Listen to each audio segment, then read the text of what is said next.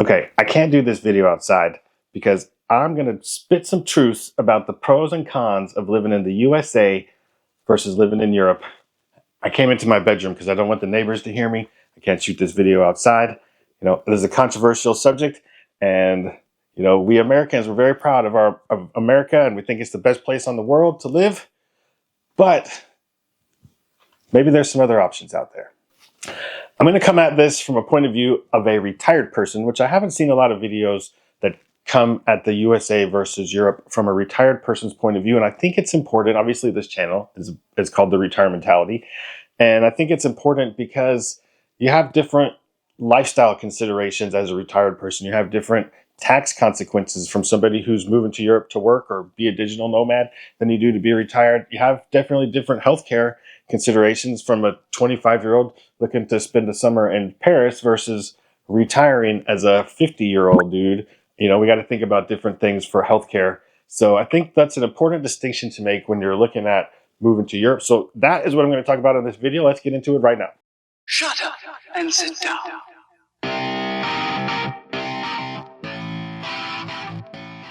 Okay, just in case you're new here, I'm Jeff.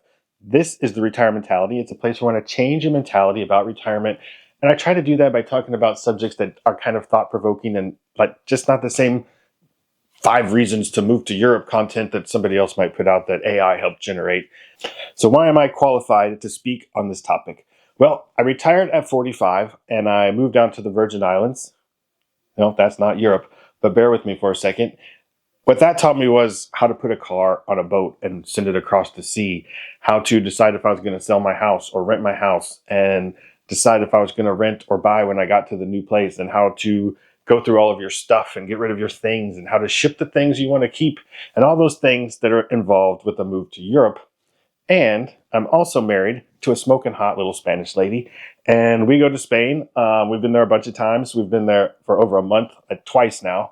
Kind of looking around, seeing what the possibilities of where we might want to live if we were going to retire over there. And I've seen how her parents live, they're retired, and how her sister lives, who works, and her aunts and uncles who are retired, and all of her friends. And I've talked about money, and I've talked about expenses with all of them, and I've done extensive research, and I've even bought a house. That's right, we just bought a house in Spain. So we're getting ready to go over there for a little bit longer time. So I want to tell you guys what I've learned from all of those different experiences. I'm not going to get too much into actual numbers of cost of living and that type of thing in this video. I did another video, it's been a long time ago. I'll put a link to it up here if you want to see an actual breakdown of my cost of living in Florida versus what my cost of living in Spain would be. You can click on this video and watch it. When you're done watching this video, finish this video, then go watch this video. I'll give you something to look forward to. And if you are contemplating a move to Europe, leave me a comment down below and let me know what country you're thinking about moving to and what's your time frame? What's your estimated pull the trigger date that you think you might want to move over there? Because I'm assuming if you're watching this video, that's the kind of thing you're contemplating. And it takes a lot of time. It could take years to put a move like this together. We've been looking at properties and online and contemplating this and doing research for 2 years before we just bought the house over there. So this is a long process, and it's not something that you just pull the trigger on and decide quickly on. Like I said in the intro, there's 3 main things I think you need to consider for a move like this. The lifestyle that you want to have, taxes, which are a big thing in our lives, and healthcare, which is a big thing in our lives. So let's start with the fun stuff. Let's talk about the lifestyle and kind of the culture side of a move over to Europe. And for me, I think one of the big things is just really the pace of life. I'm sort of a go, go, go guy. I describe myself as the busiest, lazy person that there is, but I go at a pretty good speed when I'm going, and it's hard for me to slow down. I did okay at it when I was in St. Thomas down in the Virgin Islands, but bureaucracy and things that are slow do like make me go a little bit crazy. So in Europe, the pace of life is just a lot slower over there than it is here in the USA. And even for somebody like me, I do notice that it's easier for me to start to slow down the longer that I spend over in Europe. So, you know, there's a lot of things to that. As a retired person, you know, we have more time in our day. And so I don't pop into McDonald's and pick up a burger and drive around town running errands. I go and I sit down. Even if I'm by myself, I'll go sit down somewhere and have a lunch and have a drink and, you know, take my time. But in the good old US of A, they're trying to hustle you in and hustle you out of like restaurants and things. Quick story: me and my wife just went for dinner with two couple friends, and we went to a pretty fancy place, the most expensive dinner I've had in a while. And the waitress brought us our bill while we were still eating our entrees. I would have liked to have finished my food, maybe had another glass of wine, sit around, chit chat with my friends a little bit, but they were trying to hustle us in and out of there. We had to wait 45 minutes to get a table, and as soon as they thought we were about done with our entrees, they were handing us the bill, trying to get us out so they could turn that table. And that kind of crap don't fly in Europe. You sit as long as you want. You can have 10 glasses of wine, and then they're going to bring you a cup of coffee, and you'll sit and drink coffee, and you can stay for 3 hours for a lunch or a dinner in most places in Europe, in Spain for sure, because that's where I have most of my experience. And so while you're sitting there for 3 hours, you might not have very good service, and your mind might be about to explode because the waitress hasn't come and talked to you for an hour. But then when you pay the bill and you have to tip them anything, and there's no tip involved, then your blood pressure levels back out, and you're like, oh yeah, you get what you pay for, right? So that's the whole point of this exercise, I think, is that there's pros and cons in everything. There's no perfect place to live, and you got to see what pros you want your life to entail and what cons you can deal with, and find a balance there one thing about being retired is you can really craft the life and the lifestyle that you want. And so these are the things you have to consider. Do you want to sit down and eat lunch for 3 hours and not be bothered and have crappy service? And also, your bill's going to be half of what it would be in America. The things are just cheaper over there. I said I wasn't going to talk about financial stuff yet. We're going to focus on the fun stuff first. So I'll try to quit talking about money again here. It's just hard for me. Okay, another side of sort of the lifestyle part of this decision for me is it's terrain. I don't know if terrain is exactly the right word, but let me explain.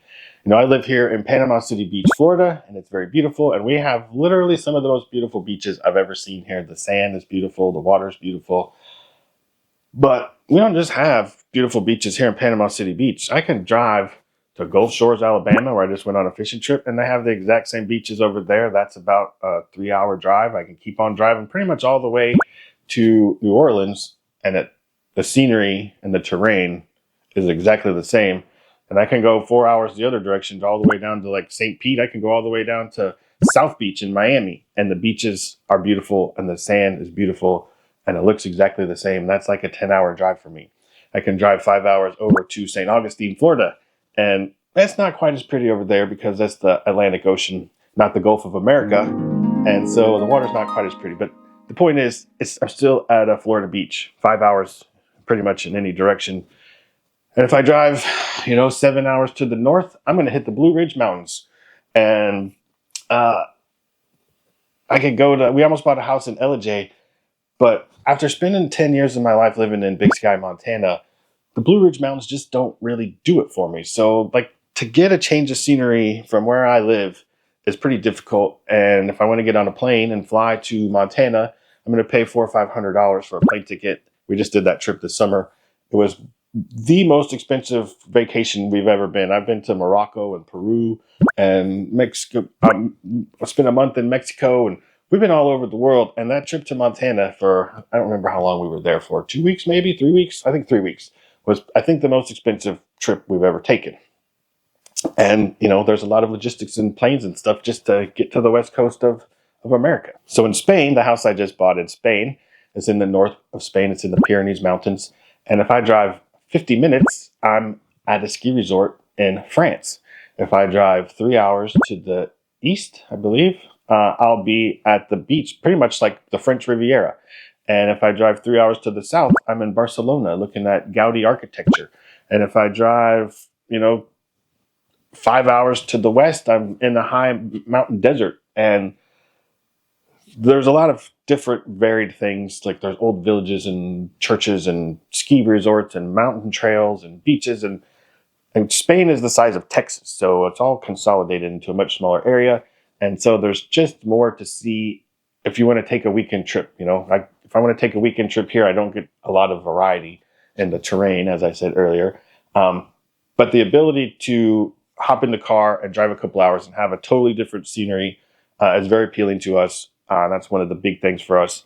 And just travel in general in Europe also is just cheaper and better. Like I said, a plane ticket from Panama City Beach to Bozeman, Montana is going to be $400 or $500. And then Airbnbs are going to be about $200 to $250 a night.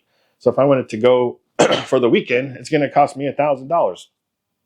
If I want to go for the weekend from my house in Spain and I want to go to Paris for the weekend, I could drive down to Barcelona, hop on a plane, get a $38 plane ticket to Paris, get an Airbnb in the center of town for $100 a night, rent a Ferrari for the day to drive around town, have a fancy dinner. I could do the whole weekend for probably $300. So it's easier to move around Europe. It's a lot cheaper. Plane tickets are cheaper. Airbnbs are cheaper. So depending on what kind of travel you want to do, it could be a lot cheaper to see more variety of things in Europe than in the USA. I don't want this to start sounding like I'm just bashing the USA, but these are the truths of the things that we've been looking at. And, for a lot of people, maybe you got out of a stressful job you've been working for the last 30 years, and the idea of moving to Europe, it's a sexy one. It's a really romantic visions of these things, but all the logistics are very stressful and it's a lot of work. And maybe it's easier for you to just stay where you are and rent an RV and go see the Grand Canyon for a month. It's different strokes for different folks, and maybe leaving your home country is a big deal.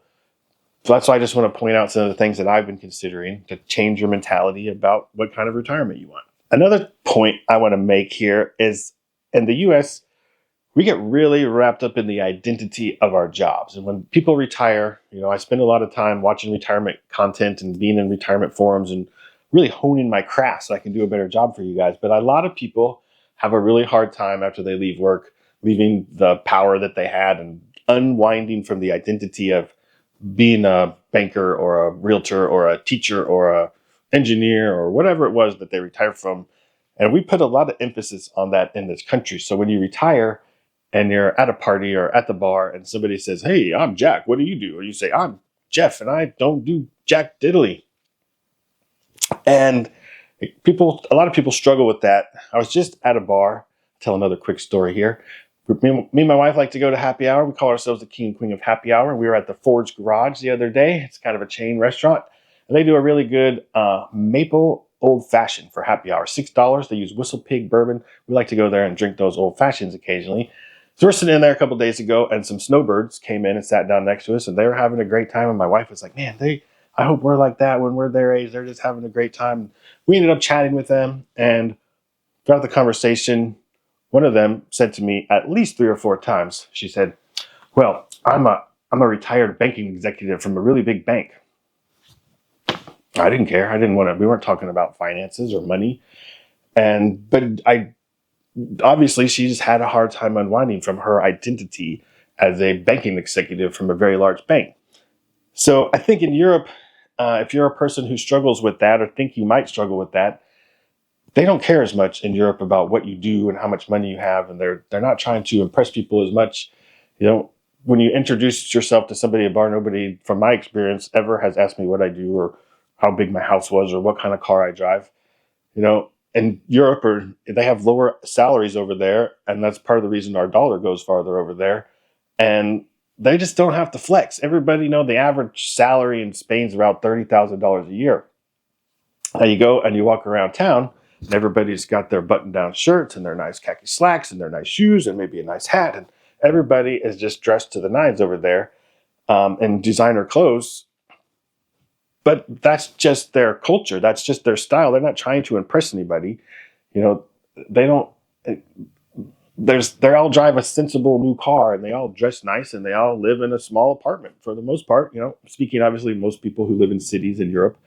But in the U.S., we're judged by how big our house is and what kind of car we drive and what kind of watch we're wearing or how nice we dress. It's funny when I lived in St. Thomas, it was the opposite. I spent a lot of time at the yacht club, and the shittier your clothes were, if you're in a ratty old t-shirt, you were the richest guy in the bar. I sometimes felt like I needed a polo shirt there to show everybody, like, I don't have quite as much money as y'all do. But in Spain, everybody dresses nice. If you like to dress nice, if you're used to going to work, you can still wear those nice clothes if you're living in a city in Spain. And since I talk a lot about retiring early on this channel, and that's kind of the point of it, a lot of people who retire early also struggle with the identity of not having a job at all. And I see a lot of people ask questions and have asked me, like, what do you tell people when you're at a party and you're 50 years old and you're already retired? Because that just doesn't feel right to say you're retired. So a lot of people say they're on a sabbatical or they're taking a break because they're actually embarrassed to say that they're retired early. So that's, if nobody asks you what you do for a living, that's another question you could probably avoid. In Spain, it all just kind of relates back to the work, work, work, produce, produce, produce, consume, consume, consume mindset that America has, because that's what keeps the economic wheels rolling in this country. And when you break that cycle and you get out of it, some people think that you're like un-American because you're not part of a cog in the wheel driving the whole economy. So a lot of people struggle with that. I actually just went on a fishing trip out of Orange Beach about a week ago, and I went with an old college buddy of me. Here's a picture of me and him on the boat. And this was a pretty expensive trip. We went out for a couple days tuna fishing, and it was me and him and all of his buddies. They've done this trip a bunch of times, and all of his buddies are in a business that's pretty macho type of business, and there's a lot of bravado on the boat, and they all clearly made more money than I do. And they were throwing their money around pretty recklessly, like way more so than I do, buying $30 cocktails and ordering lobster appetizers and all these things. And the bill came and it was like $1,500. And so they kind of kept taking turns, like, I'll get this bill and I'll get the next bill and all these things to show that $1,500 wasn't anything to them. But let me tell you, I had a $25 entree and like two $5 PBR beers, and I wasn't about to try to buy a $1,500 dinner bill to show everybody how cool I am. I will look like the a-hole that's not going to pick it up. I'll say, you know what, let's split these tickets up and let's everybody pay their own ticket. That's more my style. I was telling this story to a friend of mine. He's like, well, how did you flex when everybody else was flexing? I was like, I didn't have to flex. I was the only guy that didn't have to get up and go to work on Monday. And I'm okay just knowing that in my head that, I don't have to drive a flashy car and pick up the tab. I'm okay with me. Well, this video is getting a little bit longer than I thought. So I said I'd still talk about taxes and healthcare. So I'm going to just touch briefly on these two things. Like I said, we're looking at moving to Spain. So, there's different countries in Europe that have different tax structures. Spain definitely is not one of the better ones. Italy has a deal going with 7% taxes for, I think, at least the first 7 years. And I think Greece has the same kind of promotion going on to try to get a few folks coming in there. I did just see a video yesterday that said that Italy increased the amount you need to move there on a retirement visa from $31,000 in the bank to $62,000. They doubled it. So they did make it a little bit harder that way, but they do have better tax incentives than Spain does. And France has pretty good tax incentives too. So obviously I can't get into the tax incentives for every country. That's not what this video is about. But you do need to definitely look at tax incentives or decentives for where you're looking to move in Europe. A bad thing about Spain is they charge you capital gains tax. Spain charges you on your worldwide income the same as America does. So if you also capital gains taxes. So if you sell your house in America and you move to Spain and you become a tax resident in that same year, Spain will hit you with like 20% capital gains taxes on your primary residence that you sold anywhere in the world. So a lot of people sell their house in America in the first half of the year and they wait till after July 5th or whatever the half of the year is, so that you have to be 183 days in Spain to be a tax resident to be hit with that. So that's one of the things. We don't want to become tax residents because we still may sell a couple of our rental properties. So we're just going to go for a few months in the summer. So you got to, this is not financial advice, blah, blah, blah. But you definitely need to find a tax professional in wherever country you're thinking about going.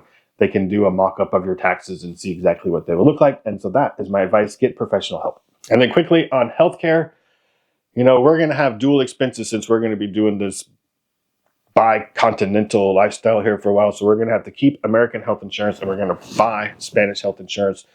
We're not sure yet if we're going to do it through a sort of like a travel insurance, like a safety wing type of a place. Cigna has one and just covers for the few months that we're there. That's probably what we're going to do until we go full-time over to Spain, which could be a couple of years. But you have to look, like I said, when you're in your 50s or 60s looking to move somewhere, healthcare considerations are big. You have to do a lot of research and find out how good the quality of care is and find out how much the healthcare costs. I know it's a little more expensive in France after a little bit of research that I've done. I think when I found out in France, it'd be about $3,000 a year for health insurance, but that's for two people, so it's really not that bad. In Spain, private health coverage is going to probably cost us, if we wanted to live there full time and have private health coverage, probably be about $250 a month for the two of us. So you'll have to look at whatever country you're interested in. Easy to find, easy to get quotes online, but just make sure the quality is good and that you have a good idea of what it covers and if there's any out of pockets. The good thing about a lot of these European countries is once you pay your $250 a month or $3,000 a year, there's no extra out of pockets. That covers everything except maybe prescription drugs, probably not your dental, probably not your vision, but your health coverage, which is what scares the shit out of everybody in the US that it's going to bankrupt them.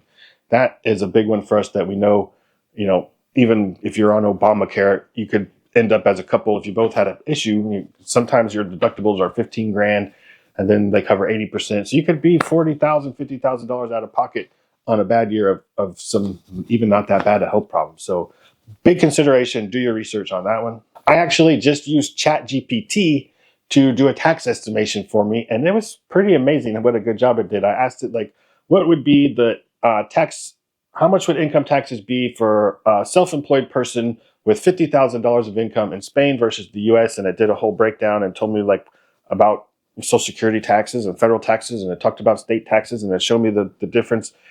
And then I was like, well, I don't really want to know about self-employment income. I was like, really what I meant to ask it was about rental income. So I just told ChatGPT, I said, what if that was rental income? And then it said, well, if it's rental income, that makes a big difference. And then 2 seconds, it recalculated all of the numbers out. Basically, it told me in the US, you would pay about $6,000 of taxes on $50,000 of net rental income. And in Spain, you pay about $12,000 of taxes on net rental income. So it's double the cost, but $6,000 of more taxes. For one, my health coverage is going to be way cheaper. So once I go full time, I'll make up the difference with my health coverage. But also my taxes and insurance on my house, my homeowner's insurance is $6,200 a year. My taxes are about $3,000 a year. And I have flood insurance, which is another $2,000 a year. So that's about $12,000 a year I pay in taxes and insurance on my house. And that number in Spain, my taxes on my house in Spain are about $590 a year. And my homeowner's insurance is about $450 a year. So I have about $1,000 of expenses to own that house in Spain versus $12,000 a year in America. So the $6,000 in extra taxes is easily made up for, but whatever your financial situation is could be different. So leave me a comment down below. Let me know if you enjoyed this video and if you're thinking about moving to another country and what your thoughts are. Or you can say, America is the greatest country in the world. F you, dude. That's fine too. Tell me whatever you want. And if you like this video, if you want to see the video I did about cost of living in Florida versus cost of living in Spain, I'll put it up here again. You can go click right here and go watch that video. It's a pretty good one. And I'm also thinking about doing, since we're going to split our time, I was thinking about doing a hybrid model of this video to show, because it's going to cost us more money to split our time. If you're interested in that, leave me a comment about that as well. Thank you for watching. This was a long one. I hope you made it to the end. I'll see you in the next one.